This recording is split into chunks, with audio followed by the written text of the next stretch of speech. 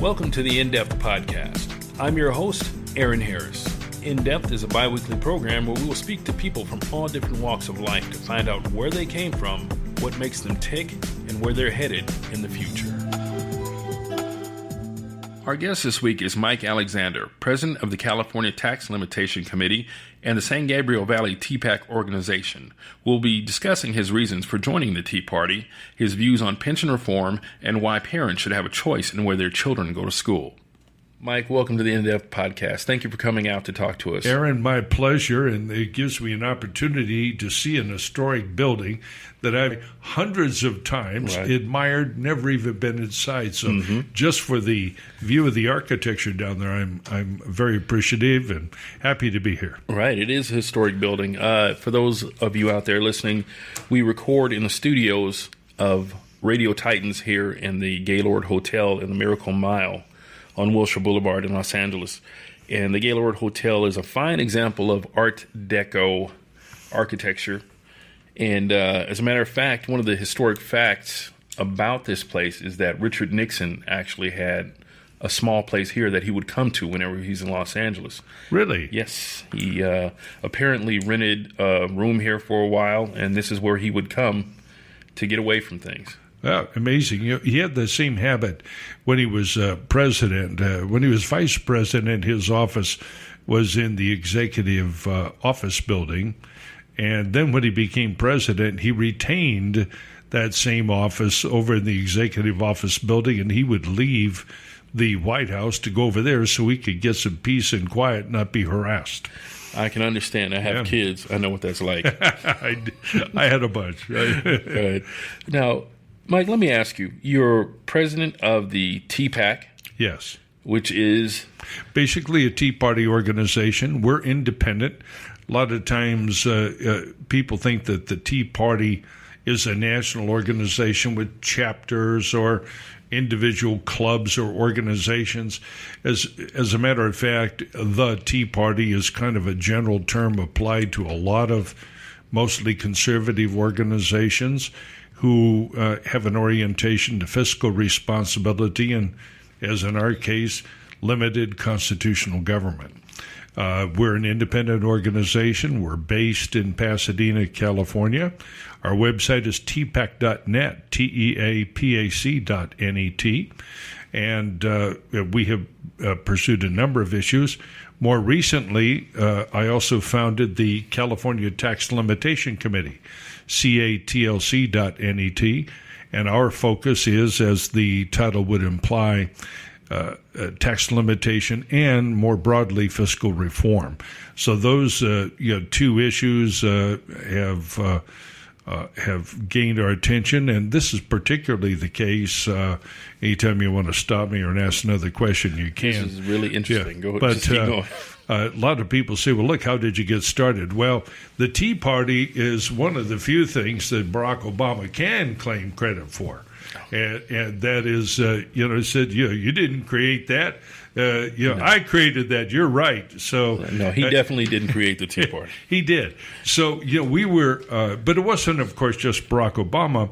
It was the ascendancy of a certain set of ideas that we had. And very soon, of course, we had one party and one set of ideas dominating Washington. Even now, I would suggest we still have single-party rule because there's very often not that much difference between what the parties do when they're in power. Well, that's one of the things that I do remember because I'm old enough to remember. I'll be 50 next month. So I am old enough to remember when the parties weren't that polar opposite like they are now.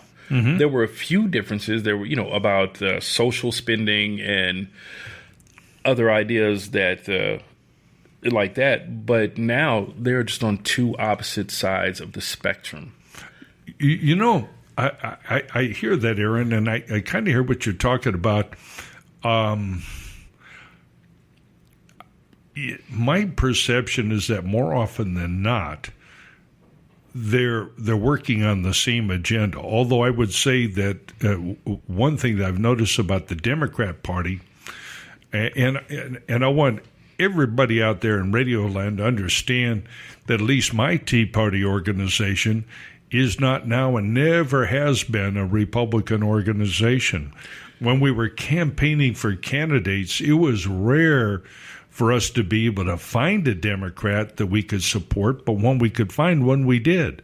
One was Andrew Ammon, who was a Democrat that ran for the San Gabriel School Board out there. We supported him. He was the only one we were able to find. Mostly we found the candidates that we agreed with in the Republican Party. But here in California, the Republican Party is dead. And believe me, I got no end of criticism from the party itself for leveling criticism against the Republican Party, and I am just filled with criticism of Mitch McConnell and Paul Ryan and the rest of the gang back there that is spending at the same level as Democrats. They're spending more now. So all those people who were throwing rocks at Barack Obama and nasty Pelosi and Dirty Harry and all those people, I say, well, hey, join me in leveling the same criticism against our so-called Republican leaders.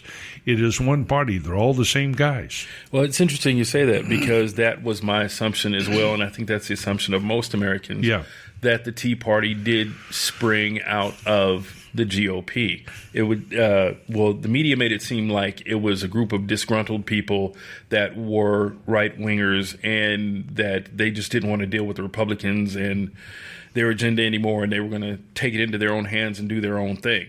Right. So there was probably for some time the belief that the Tea Party, such as it was, would develop into an actual political party, a third political party. I was asked that question many, many times. It's been a long time since I've gotten it, but probably because here in California, there is only one party, so the question would be whether we would form the Tea Party into a second party, and I want to talk more about that in a few minutes. That is not our goal. A third party in American politics is one of the great failed undertakings in American politics. And the last time anybody tried it, it was tried by no less a person than Theodore Mount Rushmore Roosevelt. And he failed at it. The Bull Moose Party. Yes, absolutely. So why in the world would we attempt that? Our focus was to try to find people in one party who were amenable and at least on the same page with our ideas, and that was the Republican Party. But look what happened. These guys were more than happy to embrace our ideas of limited constitutional government, fiscal responsibility, and in many cases social conservatism, family values, and all that sort of thing. They were happy to talk about it, but once they got to Washington, they started governing like Democrats. There was no fundamental difference between them. And all of these people up there, Democrats and Republicans alike, with some notable exceptions, are all of them bargaining and selling their influence with corporations and other people who profit from the operation of government. So it's an example of go along to get along. Oh, absolutely. Absolutely. You'll notice that I just saw a little blurb before I came over tonight. Mitch McConnell, who looks like an old grandmother, they have that puffy pace. I could tell you stories about talking with him, but in any event, he said he's going to push gun reform to the back of the bus here, and he's going to take up banking reform. Well, yeah, they love banking reform.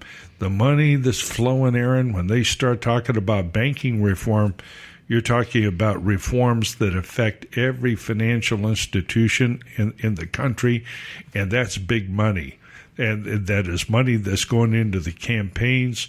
And Mitch McConnell runs his own party, actually, where he maintains control of the Senate through the operation of his own senatorial committee, and his job there is to pick and choose the next senators from various states, and he has no interest in conservatives. Now, that's where the Tea Party and Tea Party conservatives, we've been defeated routinely, not by Democrats. We've been defeated by Republicans like Mitch McConnell and Paul Ryan, who run against us. Well, it's interesting you say that because Mitch McConnell definitely does try to come off as a conservative. Yes, he does. Yeah. Oh, yeah. But when people like George F. Will are leaving the Republican Party, people Yes. who are true conservatives, that says a lot.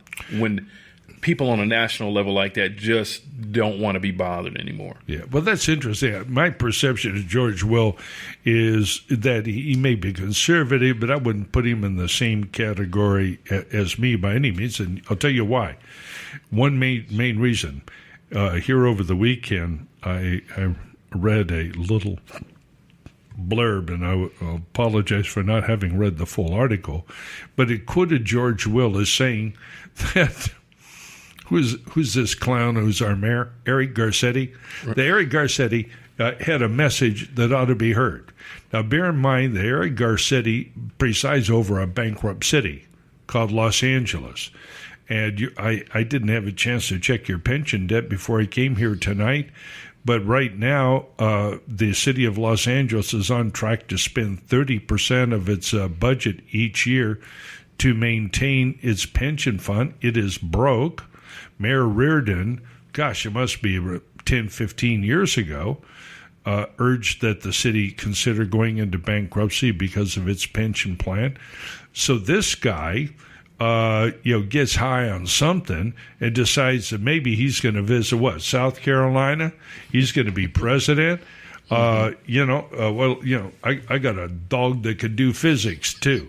This is this is insanity. Okay. And this is one of the reasons why we have shifted focus here in Southern California at our organization to local and state issues, which are not really local and state. One of the things that I've tried to communicate to people is how government actually operates and how and why federal, state, and local are one vast interlocking operation run by the same people with the same objectives at the same levels. Okay. Now, before we get too far away Yes, sir. from the discussion on Yes. pension reform, that's one of the big issues that you are dealing with Yes. right now. Yes. What is it about pension reform, or what do you want to do with pension reform? What is wrong with the pension system at the local government? What do you think should be done? All right. Well, let's start with what we're describing as a pension system. Let's start with a definition. And for all of you who are listening out there and are tempted to get bored or turn your attention to something else, you are doing exactly what the enemy wants you to do. Fail to pay attention. So, and I particularly right now, although you'll hear me be critical of government employees and bureaucrats and so forth, and you're right about that. I have my fun with you.